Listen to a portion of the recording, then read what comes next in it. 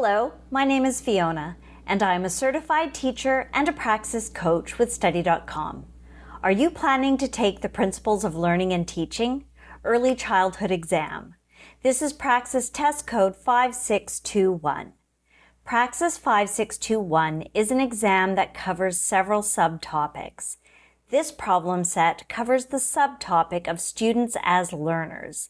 Let's review the types of questions you can expect to encounter on the exam. Problem number 1. Which of the following illustrates an example of good practice when interacting with gifted students? Franklin is given work that is normal for others his age because his teacher wants him to remain in touch with the rest of the class. Rebecca's parents are not involved too much as the teacher fears they may not understand their child's idiosyncrasies.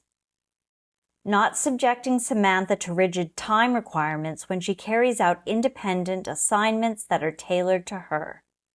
Or the teacher avoids trying to micromanage Franklin's interactions too much, instead wanting him to make new friends on his own.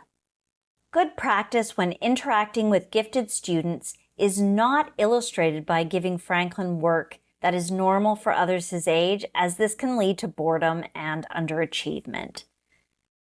So let's cross that out. Similarly, not involving Rebecca's parents due to fear of misunderstanding their child's idiosyncrasies is not advisable. Parental involvement is crucial for supporting gifted students. So let's eliminate that as well. Avoiding micromanagement of Franklin's interactions may be beneficial, but it is not directly related to academic practice. So we can cross that out as well. The correct answer is not subjecting Samantha to rigid time requirements when she carries out independent assignments that are tailored to her. This approach allows gifted students the flexibility to explore and develop their interests and strengths at their own pace, which is essential for their intellectual and creative growth. Therefore, C is the correct answer. Problem number 2. Which of the following would be considered evaluate within Bloom's taxonomy? Arguing the difference between right and wrong, recognizing important facts in a story, recalling the alphabet, or constructing a paper airplane. Within Bloom's taxonomy, evaluate is characterized by making judgments based on criteria and standards. Recognizing important facts in a story pertains to understanding, as it involves comprehending the material. So let's cross that one out. Recalling the alphabet falls under remember, which involves the basic recall of facts and information. Constructing a paper airplane is an example of create, which involves putting elements together to form a coherent or functional whole. So we can cross that one out also. The correct answer is A. Arguing the difference between right and wrong fits into evaluate because it requires making a judgment about the relative value or validity of differing opinions based on a set of criteria or standards. So the correct answer here is A. Problem number 3. Which of the following best describes a child's zone of proximal development? Stuart, a high school student, rides his bike to and from school each day. Lindsay, a 9-month-old, can stand on her own, but her father encourages her to take steps while holding her hands. Robbie, who is 12 years old, can jump rope on his own. Or Bernice, who is 5 years old, stares at her older brother's advanced trigonometry homework and points at the pictures. The concept of zone of proximal development is not illustrated by Stuart riding his bicycle to school, as this is an independent activity that he can already perform. So we can cross that out. Robbie jumping rope on his own also does not fit, as it represents a skill he has already mastered. So let's cross that one out as well.